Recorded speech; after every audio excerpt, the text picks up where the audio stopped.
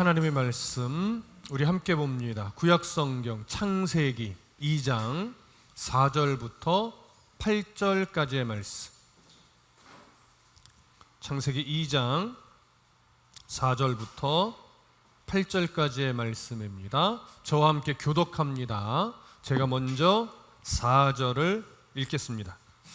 이것이 천지가 창조될 때에 하늘과 땅의 내력이니 여호와 하나님이 땅과 하늘을 만드시던 날에 여호와 하나님이 땅에 비를 내리지 아니하셨고 땅을 갈 사람도 없었으므로 들에는 총옥이 아직 없었고 밭에는 채소가 나지 아니하였으며 안개만 땅에서 올라와 온 지면을 적셨더라.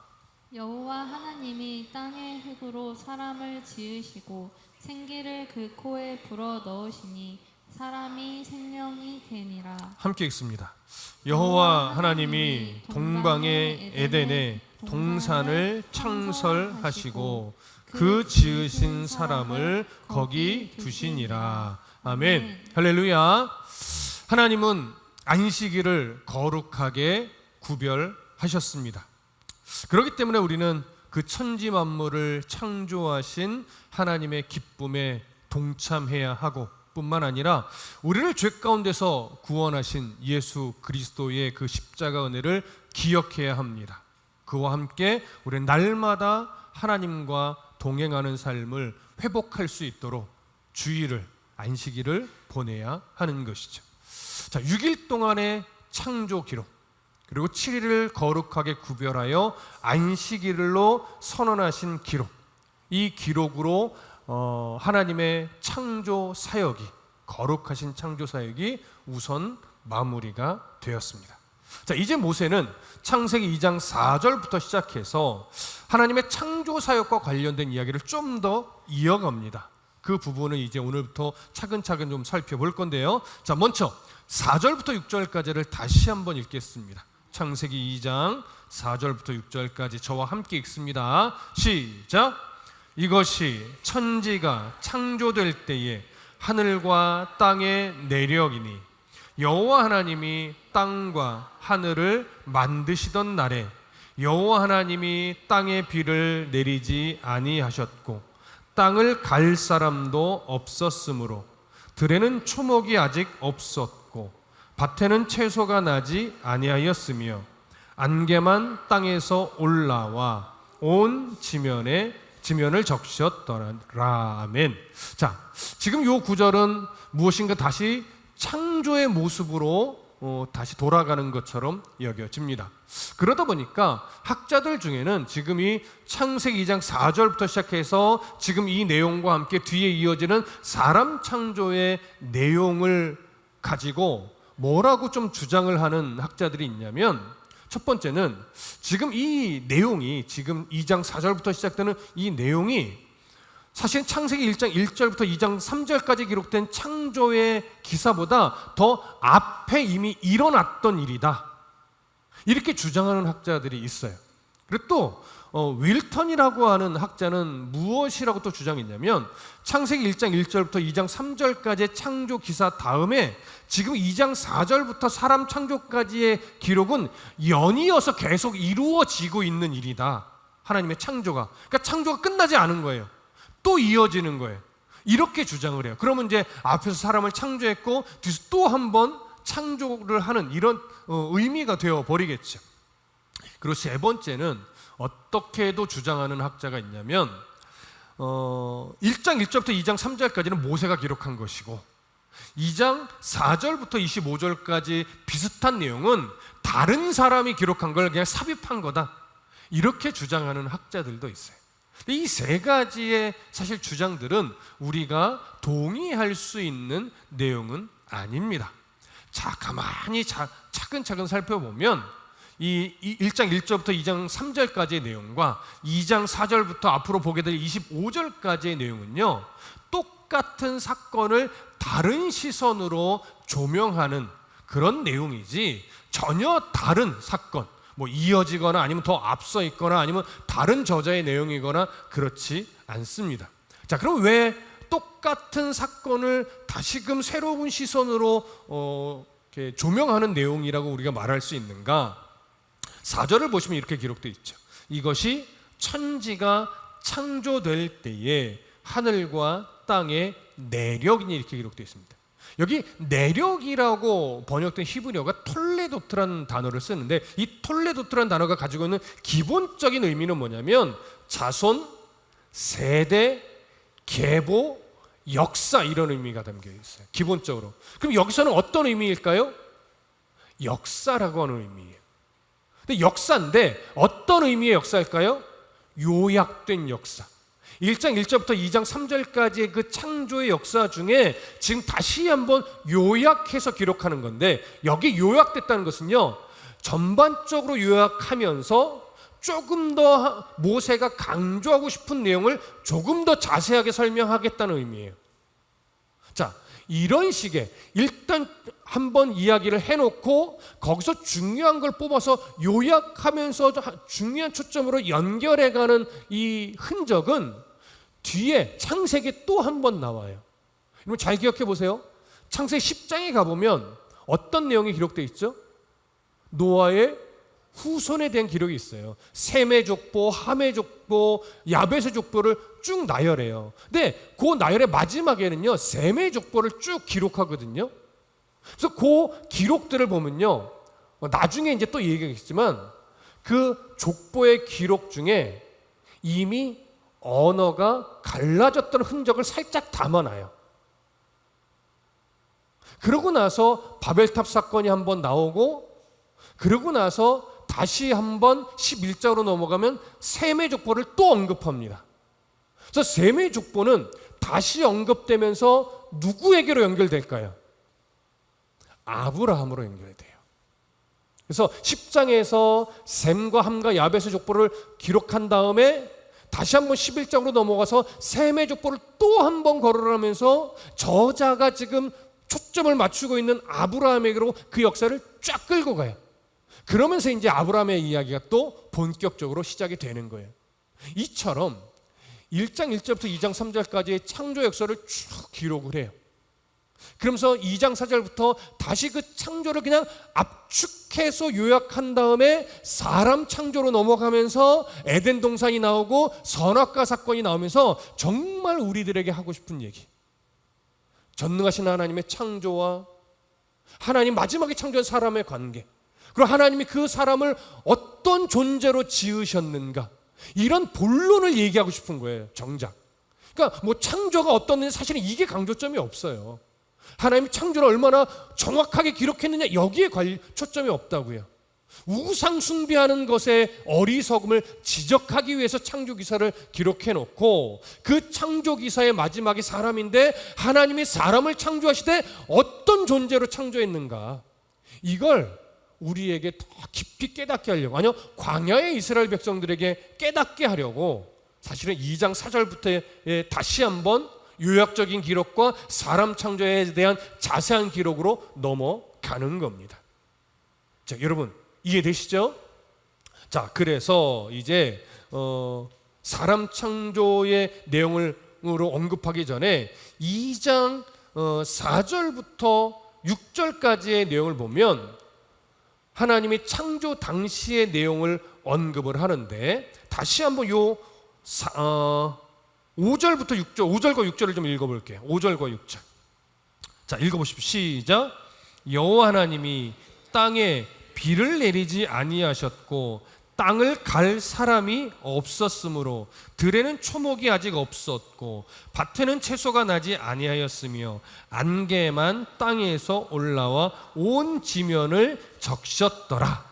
자, 요 두 구절을 잘 보면 도대체 이게 하나님의 창조 몇 번째 날에 해당하는가, 이런 시각으로 접근을 하면요 답이 안 나와요. 왜냐하면 이 부분은 창조의 몇째 날과 연결을 시키려고 기록한 것이 아니라 사람 창조와 관련해서 이 세상을 관리하고 만물을 관리하고 다스려야 될 그 사람이 창조되기 전의 땅의 상태를 설명하는 거예요. 다시 말하면 땅을 관리하고 경작할 사람이 없었으니까 오늘 4절과 5절은 뭐라고 말하냐면 5절과 6절은 여호와 하나님이 땅에 비를 내리지 아니하셨고 땅을 갈 사람도 없었으므로 들에는 초목이 아직 없었고 밭에는 채소가 나지 아니하였으며 안개만 땅에서 올라와 온 지면을 적셨더라. 아직 사람이 이 땅을 관리하지 않은 상태였고 경작하지 않은 상태였다라고 이야기를 하는 거예요. 자, 이해되시죠?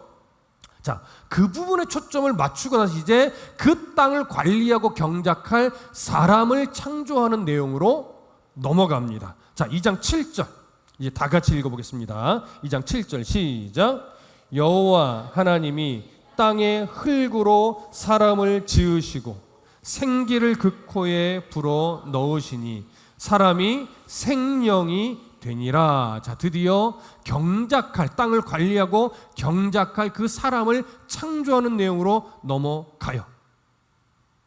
자, 1장에서는 사람을 창조했다라는 내용을 설명할 때 하나님이 어떻게 만드셨다 이런 내용이 없어요. 그렇죠? 근데 오늘 7절에서는 어떻게 만들었다고 정확하게 설명해요. 여호와 하나님이 땅의 흙으로 사람을 지으셨다 라고 정확하게 언급을 합니다. 자, 그러면 이방 신화에서는 사람 창조에 대해서 어떻게 설명할까요? 여러분 기억하시나요? 저번 시간에 에누마 엘리시에서는 사람 창조를 어떻게 기록한다고 설명을 드렸죠? 여러 신들을 대적하던 킹구라고 하는 그 대적자, 그 신을 죽여서 그 킹구의 피와 땅의 흙을 섞어서 반죽하여 그 젊은 신들의 노동을 대신할 노예로서의 사람을 만들었다 이렇게 설명드렸어요. 근데 또 다른 신화에도요 비슷한 기록이 있어요. 고대 메소포타미아의 신화 문헌인 이 아트라시스 서사시가 있거든요. 거기에는 이렇게 설명을 합니다. 산파신인 마미라고 하는 신이 있어요. 산파신인 마미. 그 마미가 신들의 노동을 대신할 사람을 만들기 위해서 처형당한 신의 피와 그 다음에 진흙을 12조각을 섞어서 남자와 여자 7쌍을 만들어서 부부로 태어나게 했대요. 에노마 엘리시랑 조금 비슷한 면이 있죠. 그리고 또 하나 이집트 신화에도 있어요. 이집트 신화 메리카레의 교훈에 보면요 신의 눈물과 진흙을 섞어서 사람을 만들었다 이렇게 표현을 합니다. 흙이 계속 등장을 해요.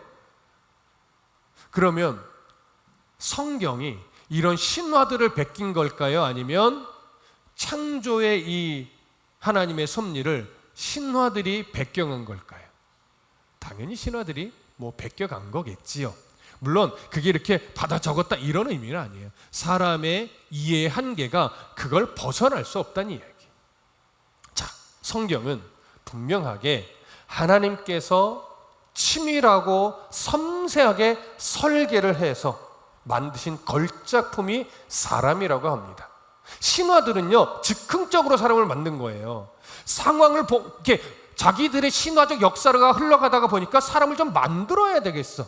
그래서 사람을 만든 거예요. 그런데 하나님은 태초부터 인간을 만들 계획을 작정하셨고 정확하고 완벽하게 설계해서 하나님의 완전한 걸작품으로 사람을 창조해서 즉흥적으로 만든 게 아니에요. 자, 이런 사람의 창조를 이제 오늘 살펴볼 건데, 자, 7절을 다시 한번 볼게요. 여호와 하나님이 땅의 흙으로 사람을 지으시고 생기를 그 코에 불어넣으시니 사람이 생명이 되니라. 자, 이 구절을 읽으면 우리는 기본적으로 어떤 상상을 하게 됩니까? 또 애니메이션에서는 어떻게 이 구절을 표현을 합니까? 진흙으로 사람의 형상을 이렇게 빚죠. 눈, 코 딱 하고 입 한 다음에 쫙 팔 쭉 내리고 몸통, 그다음에 다리 이렇게 쫙 반죽해서 딱 빚은 다음에 어떻게 해요? 코에 하나님이 탁 사람의 형상으로 탁 오셔서 후 하니까 이제 연기가 이제 표현을 해야 되니까 연기가 나가겠죠. 쫙 나가니까 이제 이 흙이었던 얼굴에 피부가 쫙 변하고 그 속은 장기가 생기고 막 이렇게 우리는 그려지잖아요. 그런데 사실 이건 약간 넌센스예요. 여기서 흙으로 번역된 히브리어가 아파르인데요. 아파르라는 단어는요, 본래는 흙 이렇게 번역되는 단어가 아니에요. 티끌 또는 먼지 이렇게 번역되는 단어예요. 그래서 이 단어는 사람이 어떤 재료로 만들어졌는가 이걸 사실은 표현하는 게 아니에요. 사람의 재료를 강조하는 표현이 아니라 사람이란 존재의 본질이 사실은 먼지와도 같고 티끌과도 같이 보잘것없는 존재임을 강조하는 거예요. 영이신 하나님과 달리 피조물인 인간은 본질적으로는 참 보잘것없고 불완전한 존재임을 강조하기 위해서 하나님이 사람을 흙으로 만드셨다라는 표현이 기록된 것이지, 하나님이 정말 흙을 가지고 반죽해서 안에 뭐 장기를 막 만들고 콩팥을 만들고 심장을 만들어서 딱 배치한 다음에 겉을 흙으로 다시 감싸서 훅 했더니 그게 진짜 막 점점 어느 뭐 애니메이션이 싹 바뀌었더라, 피부로 바뀌었더라, 눈동자로 바뀌었더라, 이런 것에 강조점이 있는 게 아닙니다. 그냥 어린 아이들에게 하기가 어려우니 아이 때는 어린 아이들에게는 그렇게 일단 설명을 하지만 조금 더 성인이 되면서 성경을 이해함에 있어서는 그게 재료에 대한 언급이라기보다는 사람의 본질이 무엇인가를 강조하는 의미로 이제 이해가 조금 발전을 해야 되는 거예요. 자, 그럼 제가 하나님이 모순적인 이야기를 했어요. 여러분 이제 딱 파악하신 분이 있을 거예요. 처음에는 이렇게 말씀드렸죠. 하나님이 사람을 완벽하게 설계하여 완전하게 만드신 걸작품이다, 이런 설명드렸죠. 근데 지금은 흙이라는 표현을 하면서 사람이 본질적으로는 먼지와 티끌처럼 참 보잘것없는 불완전한 존재다, 이런 표현을 했어요. 충돌되잖아요. 여기서 말하는 불완전이라고 하는 표현은 잘 이해하셔야 돼요. 하나님이 만드신 창조물로서의, 피조물로서의 사람의 결함이 있다라는 차원의 불완전이 아니에요. 그런 의미의 불완전을 말하는 것이 아니에요. 여기서 말하는 불완전은 뭐냐면, 하나님께서 사람을 만들되 창조하시되 하나님에 대해서 더 배워야 하고 하나님의 손에 더 훈련되어져서 성장하고 성숙해져 가야 하는 존재라는 의미의 불완전이에요. 생각과 판단과 모든 것이 완벽하게 만든 것이 아니라 어린 아이처럼 하나님에 대해서 스스로의 의지를 가지고 더 배워가야 되고, 인격이 더 하나님을 닮아가야 되고, 더 성장해서 하나님이 원하시는 수준으로 자라가야 되는, 성장해야 되는, 성숙해져 가야 하는 존재라는 의미의 불완전이에요. 결함의 의미가 아닙니다. 자, 이해되시죠? 자, 이것이 우리를 인격적으로 대우하시는, 존귀한 자로 대우하시는 하나님의 방법이에요. 여러분 이해되세요? 우리가 자녀를 키울 때 딱 그러잖아요. 영아 때, 유아 때, 그 다음에 어릴 때, 청소년의 시대, 그 다음에 청년 때 부모가 자녀를 다루고 케어하는 게 다 다릅니다. 성인이 됐는데도 마치 정말 초등학생처럼 대하면 그 자녀는 엄청 싫어하죠. 엄청 싫어하죠. 네. 그 나이에 맞게 양육하고 그 나이에 맞게 보살피는 거예요. 그래서 목표는 뭐예요? 한 사람의 성인으로서 이제 독자적으로 살아갈 수 있도록 부모는 보호하고 양육하는 거예요. 사실은 그렇게 성장해서 이제 한 몫의 어른으로서 살아갈 때가 되면 떠나보내야 되잖아요. 근데 떠나보내는 그 시기까지 계속 간섭하고 아이처럼 대하면 그건 사실 부모로서 역할을 잘 못하는 거죠. 그게 부모가 돼보면 쉽지 않아요. 그래서 세상에도 그런 말 하잖아요. 자녀를 양육하는 거는 떠나보내는 훈련을 하는 거다. 잘 떠나보내는 훈련을 하는 거다. 그게 쉽지 않더라고요. 저도 저희 자녀들이 어디 안 가고 그냥 제 옆에 계속 같이 살았으면 좋겠다라는 참 미련한 마음을 가지고 있는 부모 중에 하나입니다. 자, 하나님은 그렇게 사람을 창조하시되 인격적인 존재로 창조하셔서 계속 성장하고 성숙해져서 스스로의 의지와 하나님이 어떤 분인지의 관계를 깨닫고 스스로의 의지를 가지고 하나님을 정말 잘 섬기는 자로 자라가길 원하셨던 거예요. 그래서 사람은 하나님의 존귀한 걸작품이지만 아직은 불완전한 존재로 하나님이 만드셨습니다. 자, 그렇게 하나님이 창세기 2장에 이런 사람의 모습을 기록해 놓지 않았다면 사람은요, 우리는 하나님의 형상으로 지음받았다, 우리는 하나님의 성품을 닮아 있다, 이런 어떤 기본적인 이해 때문에 마치 자기가 하나님인 양 교만에 빠졌을 거예요. 그런 교만의 한 모습을 사실은 인본주의라고 하는 이념이 담겨 있어요. 인본주의 자체가 나쁘다는 것 아닙니다.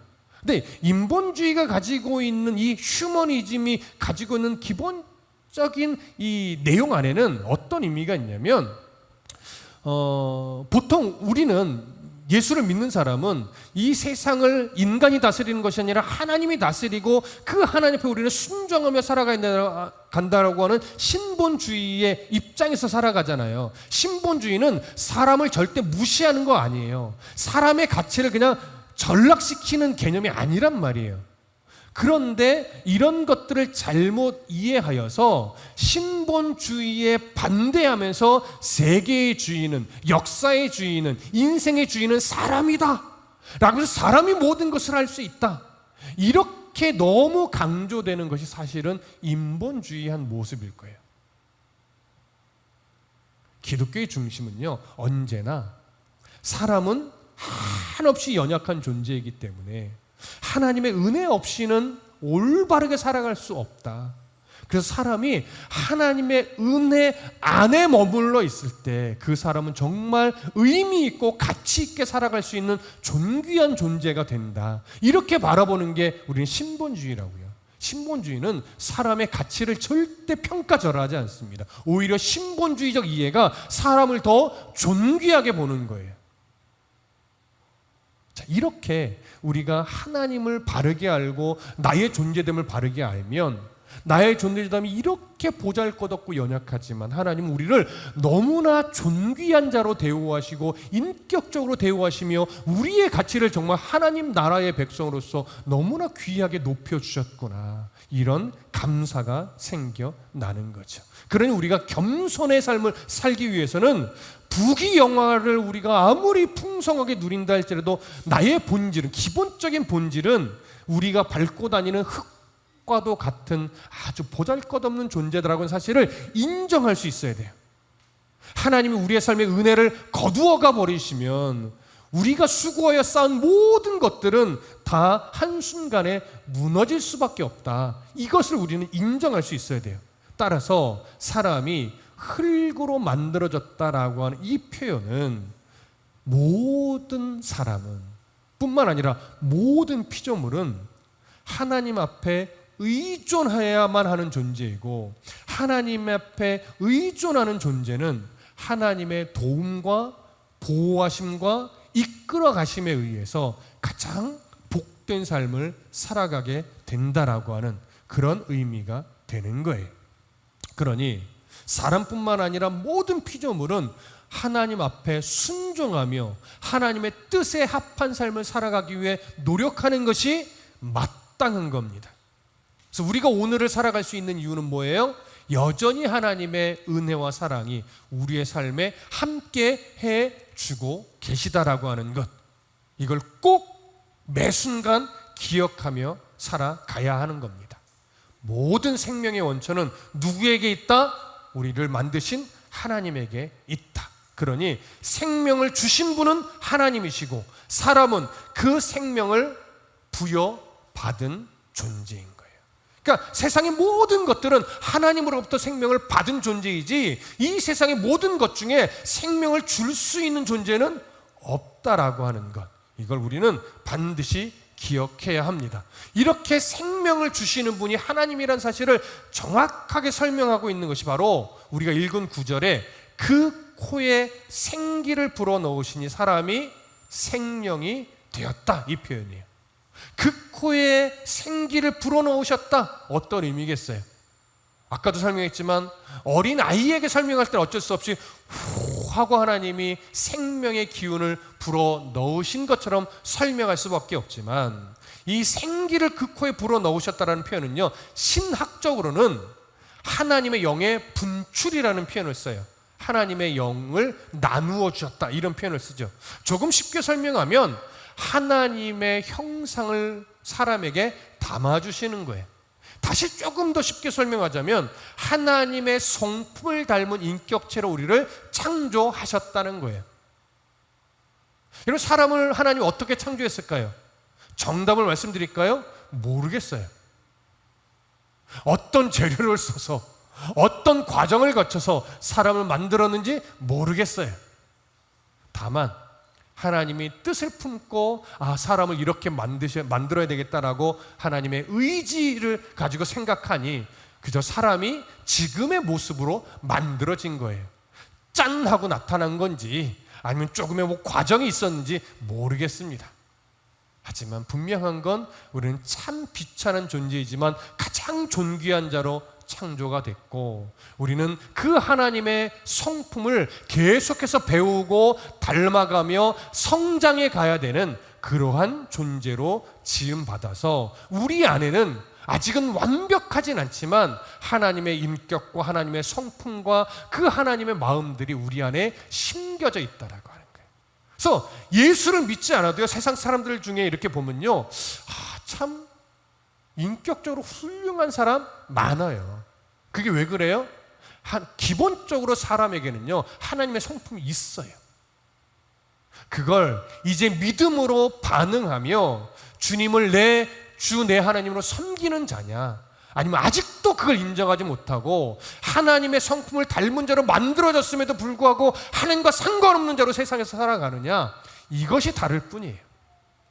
그래서 예수 믿지 않는 사람 중에 예수 믿는 사람보다 착한 사람이 더 많을 수도 있는 거예요. 그러니까 그 인격적인 착함은요, 윤리적인 착함은요, 사실 믿음과는 상관이 없어요. 그래서 사람이 존귀할 수 있는 이유는 단순하게 착하냐 안 착하냐의 문제가 아니라 하나님의 성품으로 지음받은 인격체가 되었느냐, 이것과 함께 그 하나님의 성품을 인격체로 부여받은 자로서 이 사실을 인정하고 하나님을 믿음으로 살아내고 있느냐, 여기에 우리가 얼마나 존귀한 자인가가 이제 결정이 되는 거죠. 자, 오늘을 살아가는 우리는 이제 성경을 통해 그 사실을 배우고 인정하고 그 사실을 가지고 우리는 살아가는데, 이 모세가 이 성경을 기록할 당시의 광야의 이스라엘 백성들은 어떤 모습이었어요? 하나님을 믿는다 하지만 애굽에서 하나님께서 그들을 인도하여 낸 이 놀라운 역사를 경험했음에도 불구하고 하나님을 하나님으로 온전하게 섬기는 것이 아니라 애굽에서 보았던 수많은 우상을 섬기는 그 흔적들, 가치들, 그 내용들을 버리지 못하고 하나님을 섬긴다면서 그 모습을 그대로 가지고 간 거예요. 우상을 섬기는 것과 똑같은 모습을 보인 거죠. 거짓 신들을 숭배하는 모습으로 흔적이 계속 나타나는 거지. 그래서 하나님이 진노하셨고 모세는 그 하나님의 진노를 고스란히 느꼈고 너무나 답답했던 거예요. 그래서 창세기를 기록하면서 하나님이 이 세상을 왜 창조했고 사람은 그 창조물로서 어떤 존재인가를, 그리고 어떻게 살아가야만 하는 존재인가를 가르치기 위해 창세기를 이렇게 기록하게 된 겁니다. 여러분 이해되시죠? 그래서 우리는 앞으로 인생을 살아가면서 절대 성공을 위해, 나의 성공을 위해 하나님을 이용하려는 신앙이 되지 말아야 돼요. 하나님을 나의 주 하나님으로 섬기면서 그 하나님이 내 인생을 어떻게 끌고 가시는가, 이걸 늘 바라보면서 내게 주신 것을 가지고 내가 어떻게 하나님의 영광을 드러내며 순종함으로 살아낼 것인가, 여기에 우린 초점을 많이 맞춰야 되고, 그러한 경험들이 많이 인생 속에 쌓여가야만 하는 거예요. 자, 이제 그 하나님이요, 아담과 하와를 창조하신 다음에 이제 불완전한 존재라고 말씀드렸잖아요. 그 인격이, 그 성품이 이제 하나님의 성품을 닮아가는 훈련과 성장해야 가야 될 훈련의 장소로 하나님은 에덴이라는 곳을 만들어 거기에 둡니다. 그 장면을 좀 볼게요. 2장 8절 다 같이 읽습니다. 2장 8절 시작. 여호와 하나님이 동방의 에덴에 동산을 창설하시고 지으신 사람을 거기 두니라. 자, 사람을 인격체로 창조하신 하나님은 동방에 있는 에덴에 동산을 만들었다고 해요. 그리고 거기에 사람을 뒀다라고 하죠. 자, 여기 동방이라고 표현을 하는데 동방이 도대체 어디일까요? 정답은 알 수가 없다죠. 우리는 몰라요. 하지만 한 가지 좀 우리가 유추할 수 있는 건, 어디를 기준으로 동방일까요? 뭘 기준으로? 우리나라를 기준으로 동쪽은 어디예요? 동아시아 뭐 이러잖아요. 동남아시아겠죠, 그렇죠? 그런데 성경에서 동쪽 하면 어디를 기준일까요? 이스라엘을 기준으로예요. 이스라엘이 기준으로 동쪽이에요. 여기서 동쪽이라고 하는 건 뭐냐면 이 글을 쓰고 있는 모세를 기준으로 동쪽이에요. 그렇게 유추가 충분히 가능한 거예요. 그럼 지금 모세는 어디쯤 있을까요? 정확한 위치는 알 수 없으나 아직 약속의 땅에 들어갔어요? 못 갔어요? 못 갔어요. 그러면 이스라엘의 기본적인 동쪽 경계선은 어디예요? 요단강 줄기겠죠. 북쪽에서 아래로 쭉 내려오는. 그러면 보편적으로 그 요단을 기준으로 서쪽이 약속의 땅이에요. 동쪽은 이방 땅이에요. 그래서 동쪽에서 서쪽으로 요단강을 건너 들어가는 거예요. 그게 이제 출애굽기에서 이제 나타나는 거죠. 그럼 보세요.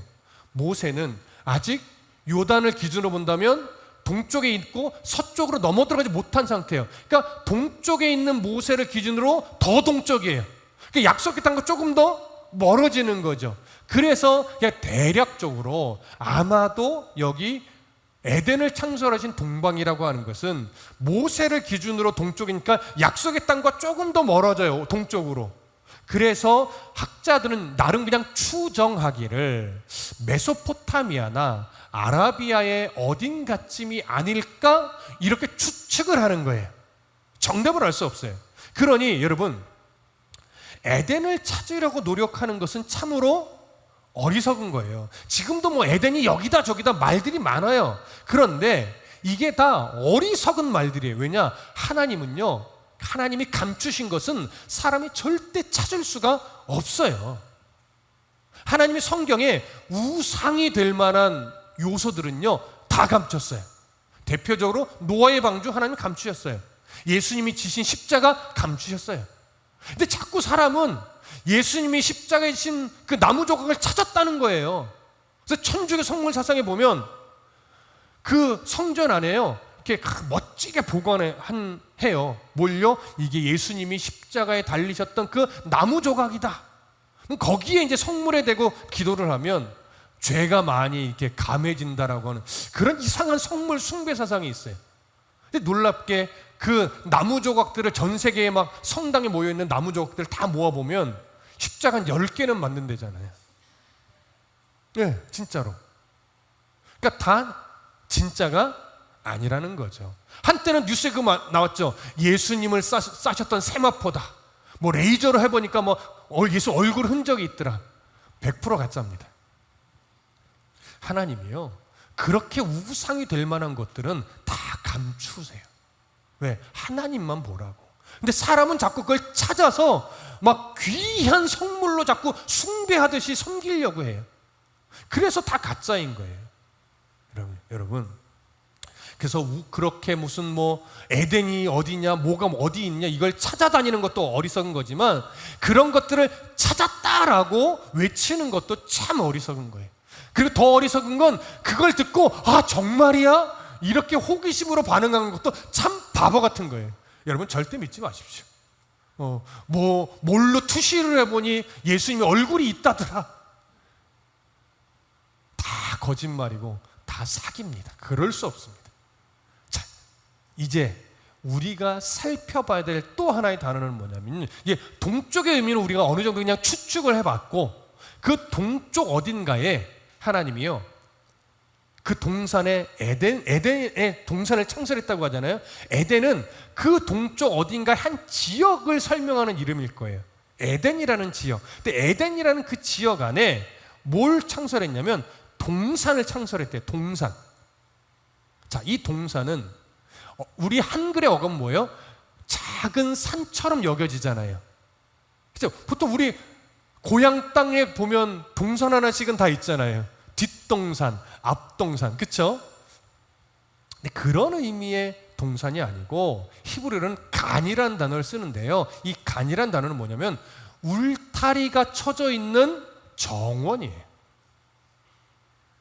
그래서 자세히 설명하면 뭐냐면 모세가 있던 곳을 기준으로 동쪽 어딘가에 에덴이라고 하는 한 지역이 있는데 그 지역 안에 하나님이요 울타리를 쳐서 어떤 정원 같은 곳을 만들어 두신 거예요.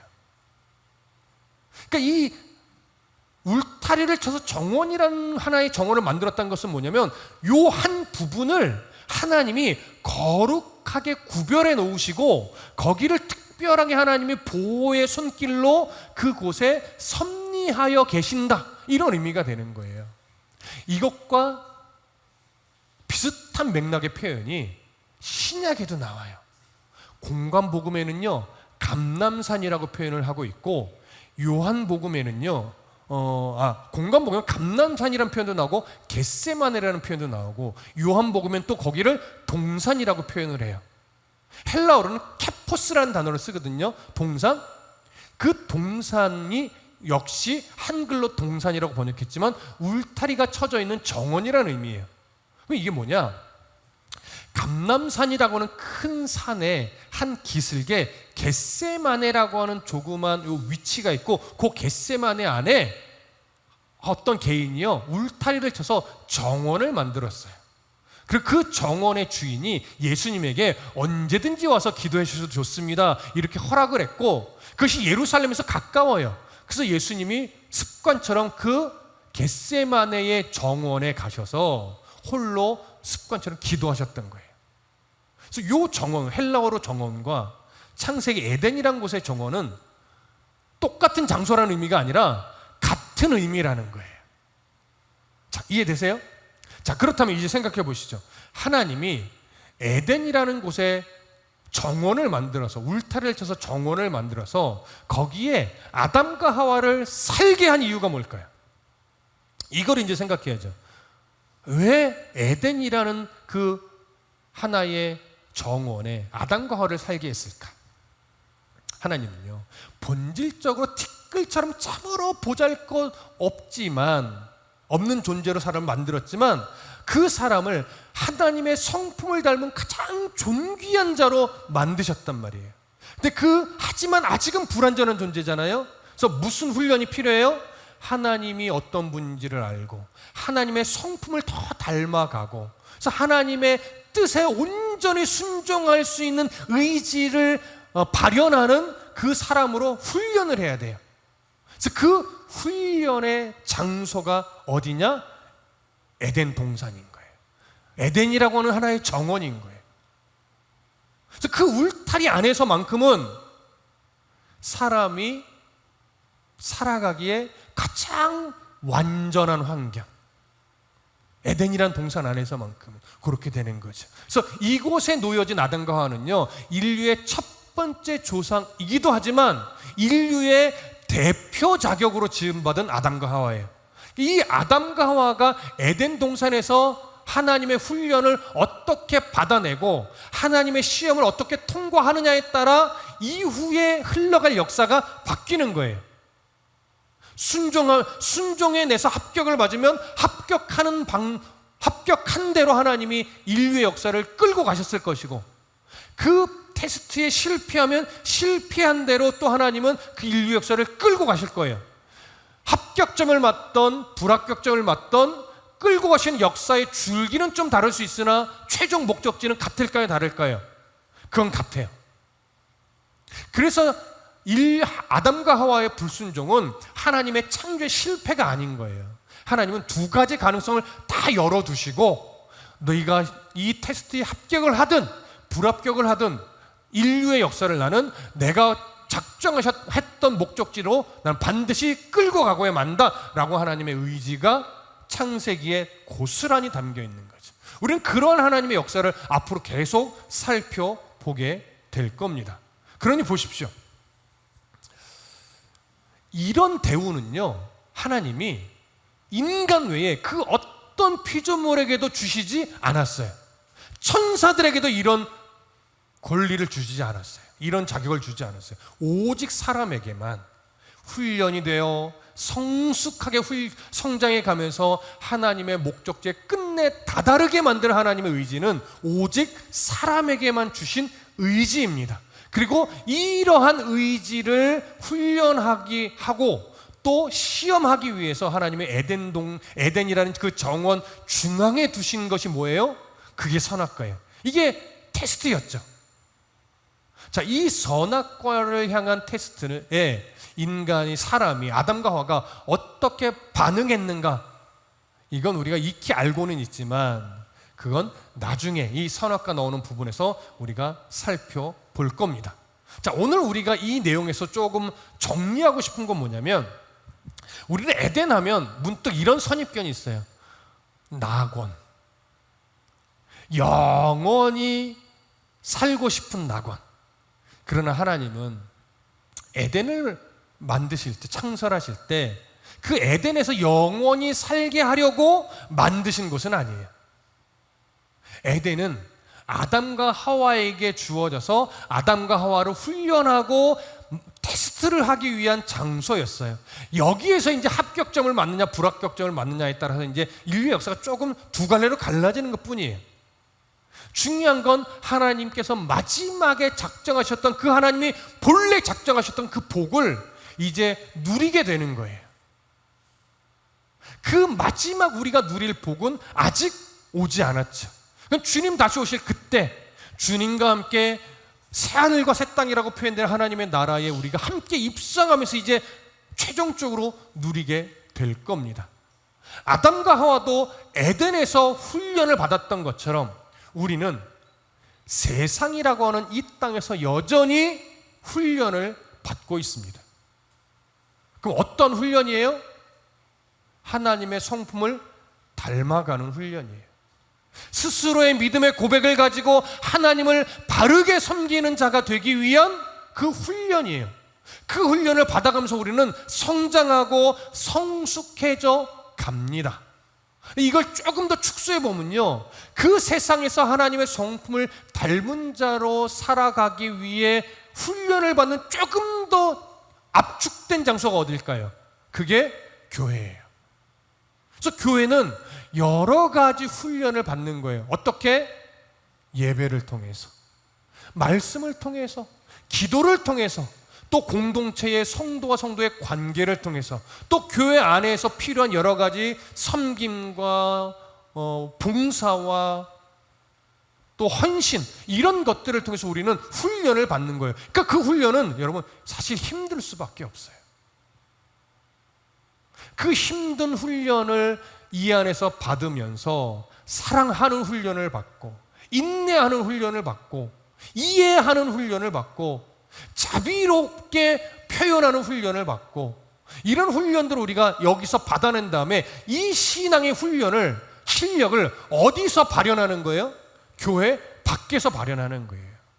그래서 교회 밖에서 우리의 실력을 드러내면서 결국 누구를 드러내요? 하나님을 드러내요. 그렇게 하나님을 드러내는 일상을 살아내는 게 바로 하나님이 원하시는 성도의 삶인 겁니다.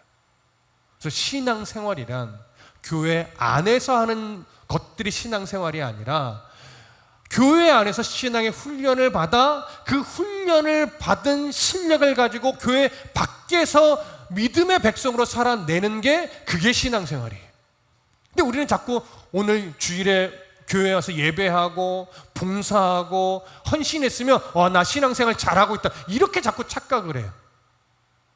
주일에 예배하고 봉사하고 헌신하고 건강한 교회 공동체를 함께 만들어내는 건, 이건 훈련이에요. 이 훈련을 잘 받아내서 다투지 않고 시기하지 않고 서로 아끼고 사랑하고, 남의 눈에 있는 티를 보고 지적하는 것이 아니라 내 눈에 있는 들보를 보며 나의 연약함을 인정하고 그리스도 하나님의 사랑으로 살아야지, 이런 결심을 가지고 이제 세상으로 가서 그 세상 속에서 만나는 사람들과 신앙의 실력을 딱 드러내면서 거기서 인내하고 참고 양보하고 섬겨주는 이 실력을 발휘하면 거기서 하나님의 영광이 드러나는 거죠. 이것이 아담과 하와를 에덴에 두신 이유고, 이것이 우리를 교회 공동체로 묶어주신 이유고, 이것이 우리를 믿음의 가정으로 살아가도록 해주신 이유란 말이에요. 근데 여러분, 솔직하게, 이게 저도 포함해서 우리는 그 기본적인 신앙의 훈련하는 가정에서부터 사실은 믿음의 훈련을 해내지 못하잖아요.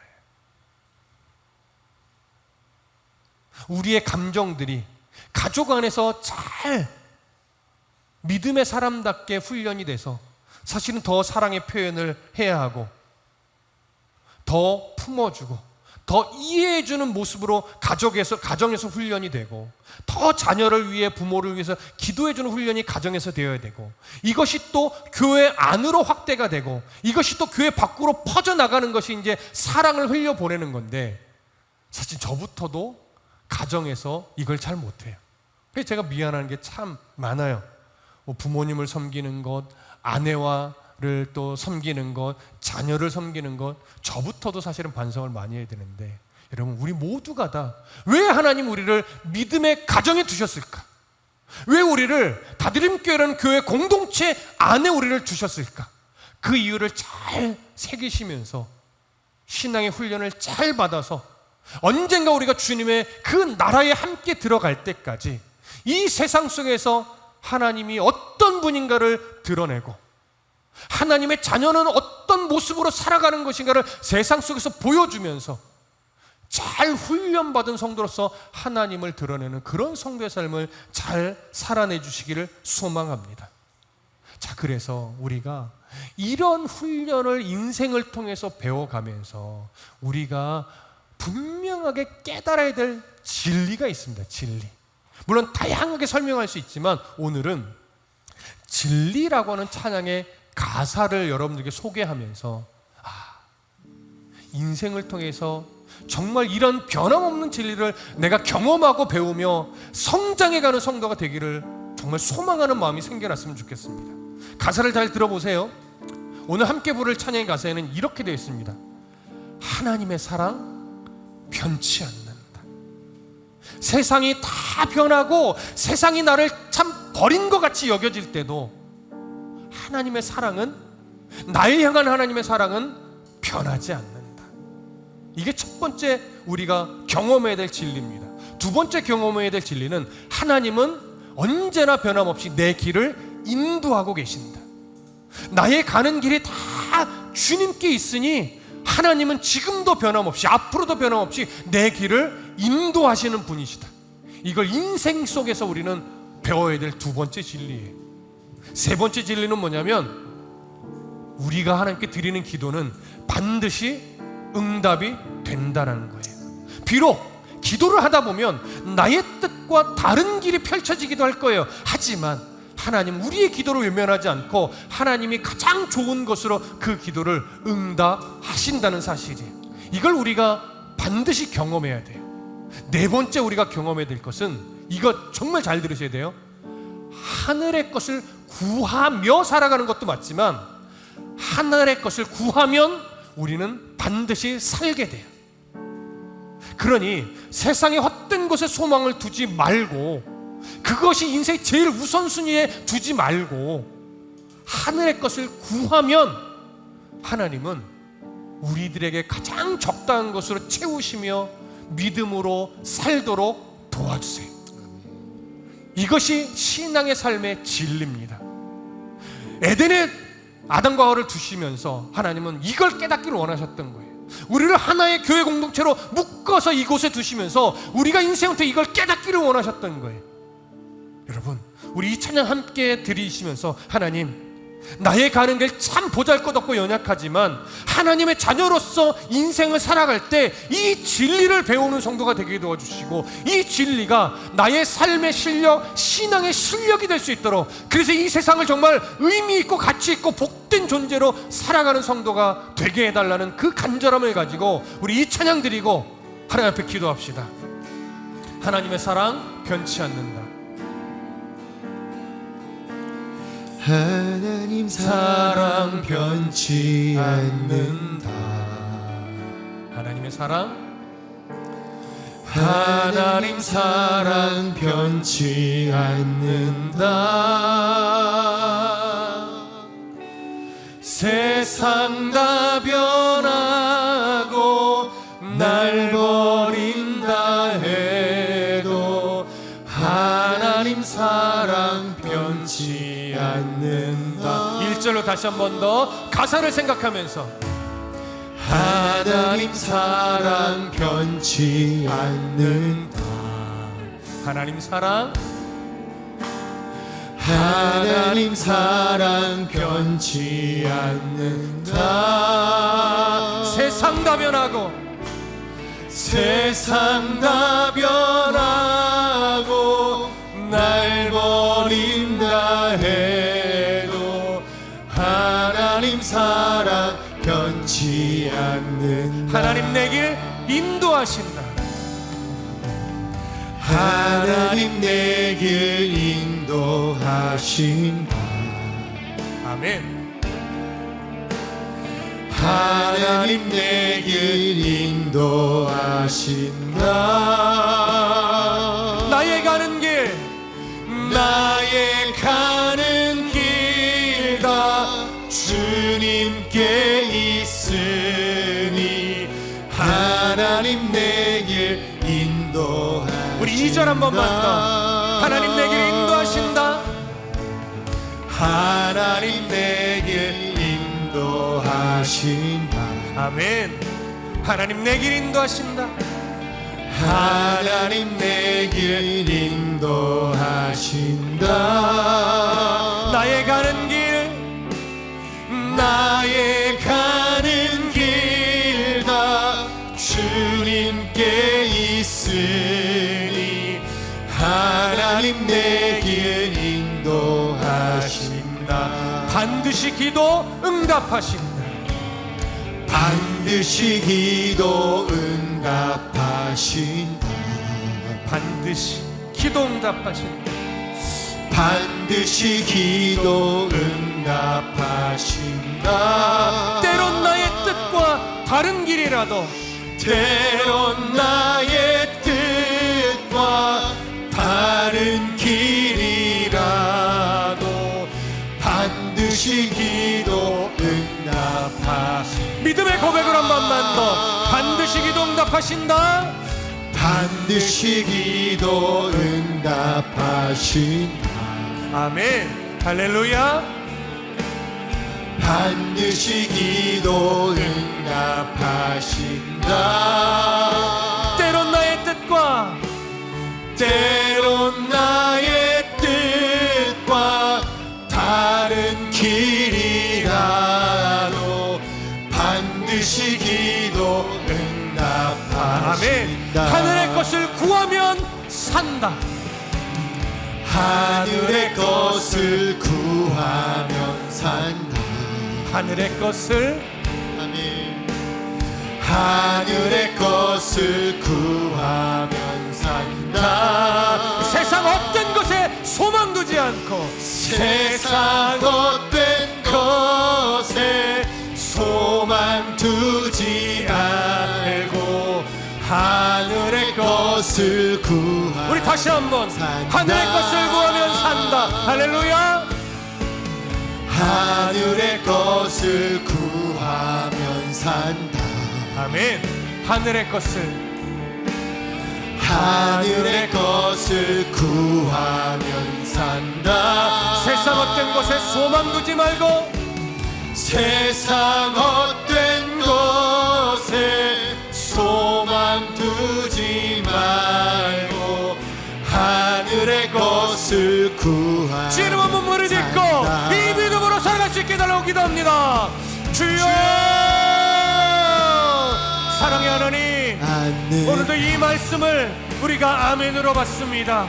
하나님의 사랑 변치 않는 사실, 하나님의 내 길을 인도하신다는 사실, 반드시 기도 응답하신다는 사실, 하늘의 것을 구하면 산다라고 하는 이 사실을 우리가 인생을 통해서 반드시 배우게 도와주옵소서. 아담과 하와를 에덴 동산에 두셨더니요, 하나님께서 우리를 믿음의 가정에 두시고 교회 공동체에 두신 이유를 반드시 깨닫고, 하나님, 이 믿음의 진리를 훈련을 통해 배워가며 하나님의 자녀로 이 세상을 살아가는 은혜가 있을 수 있도록 도와주시옵소서.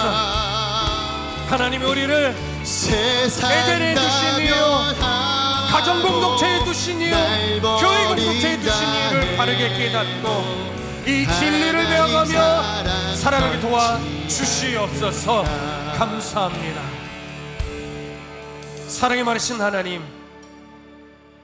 우리를 하나님의 자녀 삼으시고 아담과 하와를 에덴 동산에 두셨던 것처럼 우리를 믿음의 가정에 두셨던 이유, 교회 공동체로 묶어주신 이유를 깨닫습니다.